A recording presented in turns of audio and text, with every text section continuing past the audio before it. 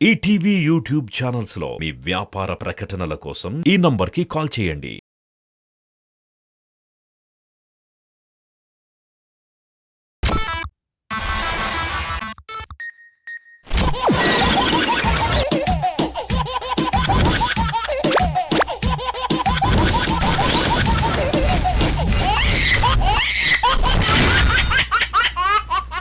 వీళ్ళందరి జంట ఊయిస్తుంది నవ్వుల పంట. వీళ్ళు ఏ స్కిట్ చేసినా క్రేజీ అంట. మరి ఇంకెందుకు లేట్ అంట, let's welcome Kevvu Karthik and Patas Praveen team.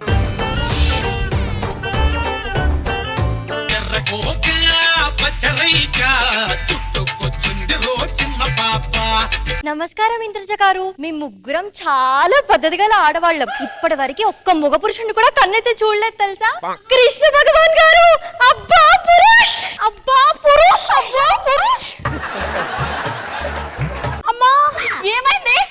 ఆడెవడో దొంగోడొచ్చి నా బంగారం పొన్ను పీక్కుపోయాడే గుంజుగాడు. నోట్లో వేలు పెట్టి పీక్కుంటే కొరకొచ్చు కదే. అదేంటి నోట్లో వేలు పెట్టినా కూడా నేను కొరకలేను కదే. అదేంటి డల్ గా ఉంది, ఏమైంది? నాకు ఆరోగ్యం బాగాలేదే, హాస్పిటల్ పోవచ్చు కదా. డాక్టర్ దగ్గరికి వెళ్తే నాలిక చూపించమంటాడు కదే. చూపించడానికి ఏం మాయరాగో నీకు తెలుసు కదే, నేను నోట్లో నాలిక లేని అమ్మాయినని. అవునే, నువ్వు మొన్న రన్నింగ్ రేస్ లో లైన్ వరకు వెళ్ళి ఆగిపోయావంట, ఎందుకు? అంటే నీకు తెలుసు కదే, నేను గీత దాటలేను అమ్మాయినే. చూశారు కదండి, ఇది మా పద్ధతి, మా కట్టుబాట్లు అంటేను. అసలు మగవాళ్ళు కనిపిస్తే అసలు మేము వాళ్ళ అంక కూడా అసలు చూడమండి. పద్ధతికి పట్టు చీర కడితే మా అక్క, సంస్కారానికి చిలుకు చీర కడితే నేను, కట్టుబాట్లకి కాటన్ చీర కడితే నేను. అబ్బా ఈ చీరలు గొడవ ఆపుతారా? ఆ సిరికేమో మన పెళ్ళంట తెలుసా మీకు? 2 రోజుల్లో ఆ పెళ్లికి వెళ్ళినప్పుడు అందరూ మనల్ని ఎగపడి చూడాలంటే మనం ఏం వేసుకుని వెళ్ళాలి? ఏమీ వేసుకొని అక్కర్లేదు. అలా కాదే, అంటే ఇప్పుడు ఉన్న డ్రెస్ లో వెళ్ళినా కూడా అందరూ మనన్నే చూస్తారని అర్థం. ఆ పాడుబుర్రని పక్కన పెట్టు. అబ్బా కాదే, నాకైతే బట్టలేమి నచ్చలేదే. అయితే నేను ఒక మంచి ఐడియా చెప్పనా? మన ఊర్లోకి కొత్త డిజైనర్స్ వచ్చారంట, వెళ్ళి వాళ్ళ దగ్గర కుట్టించుకుందామా? వెళ్దాం పదండి, నేను తీసుకెళ్తానండి. చిన్న పాపకేమో చీర కాస్త చిన్నదాయర, పెద్ద పాపకేమో బయట కాస్త పెద్దదాయర. గురుగారు, చిన్న పాపకేమో చీర కాస్త చిన్న దాయర, పెద్ద పాపకేమో రైక కాస్త పెద్ద దాయర. ఎందుకు పెద్ద చిన్న అయింది గురుగారు? వాళ్ళు మన దగ్గర డిజైన్ చేయించుకున్నారు అనుకున్నావా? పక్కూరులో డిజైన్ చేయించుకున్నారు కాబట్టి అలా అయింది. అదే మన దగ్గర చేయించుకుంటే చిన్నోళ్ళకి చిన్నది, పెద్దోళ్ళకి పెద్దది సెట్ అయిపోయేది. మొన్న పొద్దున్న మన షాప్ కి సిరి గారు వచ్చి అలా పరిగెడతాడు, ఎందుకు గురువు గారు? అవునరా, మార్నింగ్ నేను లేవగానే వచ్చి గురువు గారు షూట్ ఉంది, కాస్ట్యూమ్ కావాలి అంది. అప్పుడే నాకు తుమ్ము వచ్చింది, యాక్షన్ తుమ్మాను, ఖర్చు పిల్ల దిగనే కాస్ట్యూమ్ అదిరిపోయిందని పట్టుకొని పరిగెత్తింది. నా పేరు తెలుసా నీకు? ఏం పేరు గురుగారు? దాబే ఫ్రమ్ బాంబే. దాబే నా పేరు రా. దాబే. అవును, పక్కూర్లో నిన్ను అందరు ఎందుకు కొడుతున్నారు? పక్కూర్లో దోమలు ఎక్కువ, వాళ్ళందరూ వచ్చి నన్ను నైటీ గుట్టన్నారు. నీ దోమ తర్వాత నైటీ గుట్ట. వాళ్ళు బాగానే వేసుకున్నారు గురుగారు, వాళ్ళ మొగుళ్ళే వచ్చి నన్ను వేసుకున్నారు. మొన్న సుబ్బారావు వచ్చి కొట్టాడట నిన్ను. మనం కొత్త ఇల్లు కట్టుకుంటే ఏమని పెడతాం? వెల్కమ్ అని పెడతాం. వాళ్ళ భార్య జాకెట్ కూడా వెనకాల నేను వెల్కమ్ అని పెట్టా. ఆమె నడుస్తా అంటే అందరూ వాళ్ళ ఇంటికి వస్తారంట, అందుకని వాడు వచ్చి నన్ను కొట్టిండు.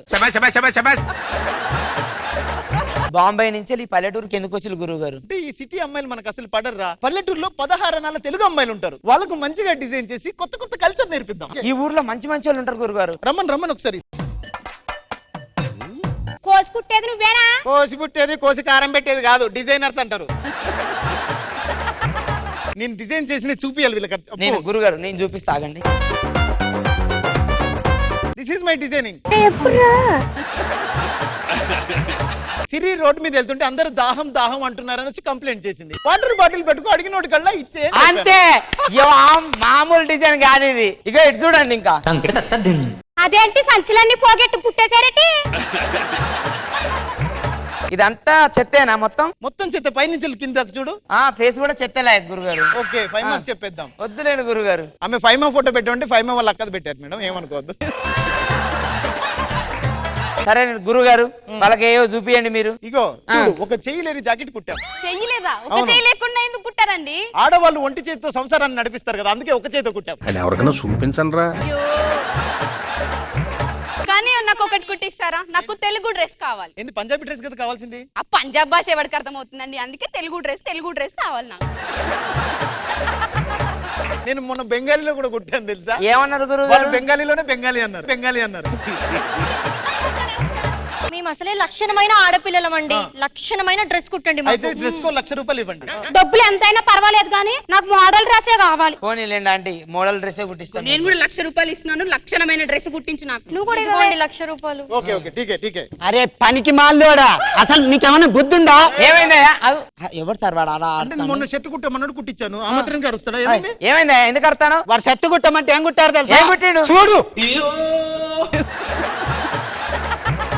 ఏంది గురువు గారు అది? అంటే షర్ట్ రెగ్యులర్ గా ఉంటది, ఇది వెరైటీ కదా. కప్ షర్ట్ ఆయన ఓకే, నువ్వేం చేసావు? ప్యాంటుకి జిబ్బు ఎక్కడ పెట్టావు? ఎక్కడ పెట్టాడు? వెనకాల పెట్టినా. నువ్వు సురేష్ గాడు కాదు, పక్కూరు సురేష్ గానివి. వాడు సురేష్ గాడు. నువ్వు సురేష్ గానివా? ఆ, బాంబే. అంటే బాంబాయి లేదు, బీంబాయి లేదు. వాడు బాంబాయి కాదు, ఏం చేస్తాడు? కేకు బాత్రూమ్ పోతుంటాడు. బాత్రూమ్ అడుగుతాడా? నువ్వు సూపర్ రా. బట్టలు కుడతాము, ఫ్యాషన్ అది ఇదని మా దగ్గర లక్షలు దొబ్బాడాడు ఇందాకే. దొబ్బుతావరా అమ్మాయి? నేను ఒక్కనే దొంగనా? వీడు కాదా? వీడు పక్కూరు చిట్టిబాబు. ఒరే నువ్వా? అట్రా మొన్నే కదరా మా ఇంటికి వచ్చే దొంగతనానికి. ఒరే. బట్టలు కుడతాను, 1,00,000 రూపాయలు తీసుకున్నా. నా డబ్బులు మాకు ఇవ్వరా? ఇంకేం మాట్లాడతారండి, కొట్టి తరిమేక.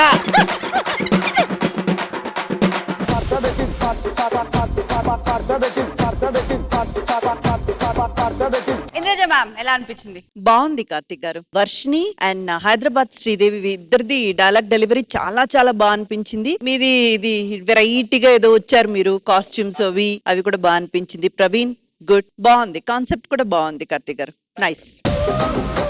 కృష్ణ భగవాన్ సార్, ఇక్కడ కూడా కొంతమంది అమ్మాయిలు బాంబే వెళ్ళిపోయి వస్తారట కదా హీరోయిన్లుగా. అవును, ఇక్కడ వాళ్ళే తెలుగు మాట్లాడరు సార్. వచ్చి బాగుంది. మీ అమ్మాయిలు ముగ్గురు ఎంట్రీ బాగుంది. ఆ చీటింగ్ అనేది బాగుంది.